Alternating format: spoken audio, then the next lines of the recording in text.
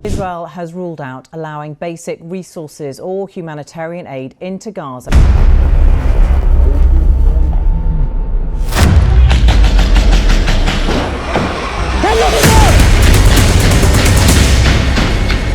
In a commendable move, India has embarked on Operation Ajay to ensure the safe evacuation of its citizens from Israel.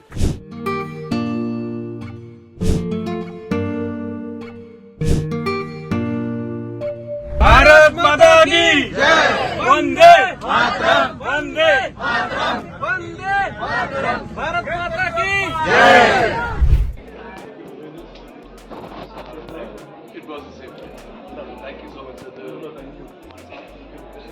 Operation Ajay के तहत पहली charter परवाज़ जुमा 13 अक्टूबर को Israel से नई दिल्ली पहुंची। मरकज़ी वज़ीर राजीव चंद्रशेखर ने 212 हिंदुस्तानी शहरियों का इस्तकबाल किया। मुसाफिरों ने उन्हें वापस लाने पर भारतीय हुकूमत बिलखुसूस वज़ीर आज़म नरेंद्र मोदी का शुक्रिया अदा किया है। ऑपरेशन अजय को वज़ीर ख़ारिजा एस जयशंकर ने इसराइल में फंसे हुए हिंदुस्तानियों की हिफाजत से वापसी के लिए सहूलत फराहम करने के लिए शुरू किया था। इसराइल और हमास के दरमियान जंग जारी है, जिसमें अब तक 2000 से ज़ायद हिलाकतें हो चुकी हैं।